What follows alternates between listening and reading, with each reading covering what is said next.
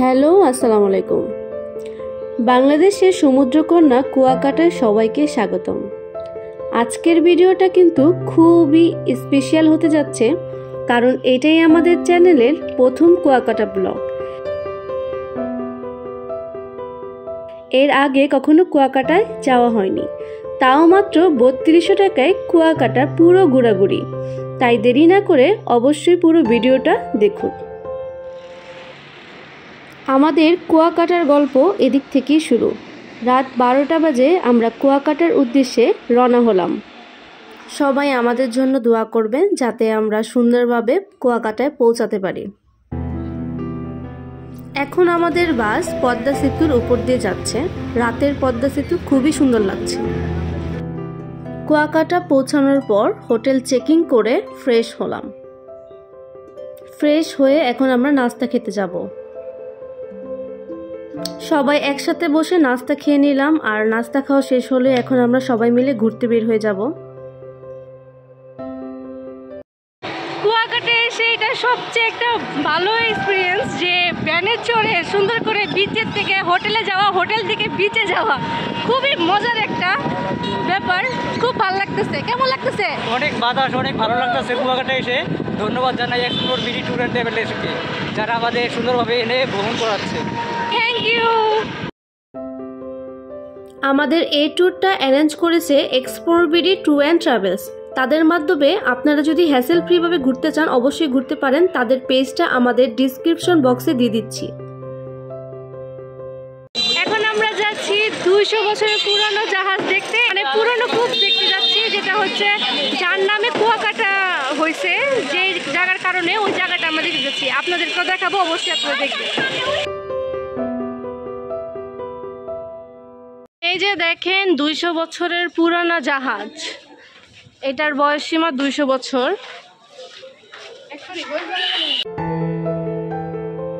এখন আমরা এই স্থান থেকে যাব কুয়াকাটার কুয়া দেখার জন্য।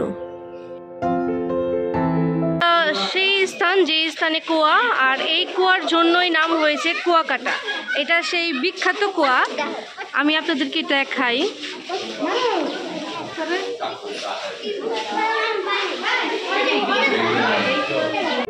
এখন আমাদের কুয়া দেখা শেষ। এখন উপরে যেয়ে দেখি কি আছে। এখন আমি উপরে যাচ্ছি, আর উপরে আছে আপনার বৌদ্ধ মূর্তি, আর এটা খুবই বিখ্যাত একটা জায়গা, খুবই সুন্দর। আমি আপনাদের দেখানোর যতটুকু পারি দেখানোর চেষ্টা করব।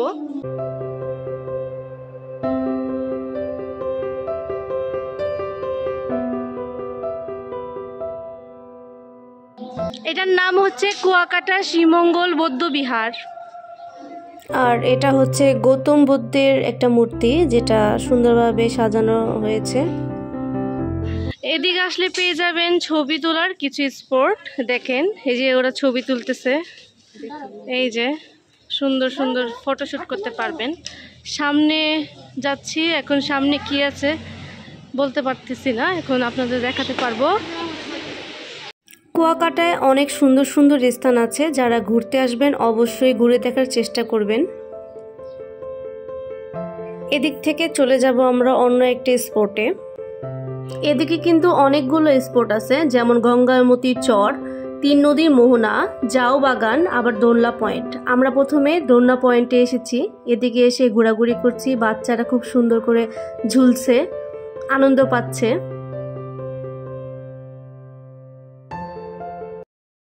এখন কুয়াকাটার সবচেয়ে সুন্দর জায়গাতে আছি আমরা, লেবুর চরে। এই দেখেন লেবুর চর কত সুন্দর। যারা যারা বলতেছিলেন যে কুয়াকাটা খুব বোরিং জায়গা, আসলে সবার মানে চিন্তাধারা একমতো না। আমার কাছে খুবই ভালো লেগেছে এই কুয়াকাটার এই স্পটটা, সবচেয়ে বেশি সুন্দর লাগতেছে। দেখেন, ওয়াও। এদিকে আর কি অনেক সুন্দর সুন্দর ফটোশুট করতে পারবেন। এখন আমরা শুটকি পল্লীতে একটু ঘোরাঘুরি করছি, আর ঘোরাঘুরি করার পরে সি ফুড খাওয়ার জন্য চলে যাব। এখন রাতে এসে পড়েছি সি ফুড খাওয়ার জন্য। তো সি ফুডগুলো দেখতেছি, দেখি কি কি কিনি, আপনাদের সাথে অবশ্যই শেয়ার করব। এদিকে অনেক ধরনেরই সি ফুড আছে। কক্সবাজারের তুলনায় এদিককার খাবারের মানও খুব ভালো ছিল, তাই আমরা অনেকগুলো সি ফুড অর্ডার করে নিলাম, আর অপেক্ষা করতেছিলাম যে কখন খাবারগুলো আসবে। ফাইনালি খাবারগুলো চলে আসছে। এটা ছিল টোনা ফিশ, এটা ছিল অক্টোপাস, আর সাথে ছিল রূপচাঁদা ফ্রাই, এর সাথে কাঁকড়াও ছিল যেটার ভিডিওটা করা হয়নি। এদিকে সবাই ব্যস্ত হয়ে গিয়েছিল খাওয়ার জন্য। তো খাওয়া দাওয়া শেষ করলাম সবাই মিলে। একসাথে খাওয়া দাওয়া করার পরে খুব আনন্দ লাগতেছিল, সবাই মিলে একসাথে বসে খুব এনজয় করতেছিলাম, অনেক ভালো লাগতেছিল। রাতের সমুদ্র দেখতে দেখতে কুয়াকাটার ব্লগটা আমি এখানেই শেষ করছি। ভালো লাগলে অবশ্যই লাইক, কমেন্ট, শেয়ার করে দেবেন। অবশ্যই এই চ্যানেলটাকে সাবস্ক্রাইব করে দেবেন। টাটা।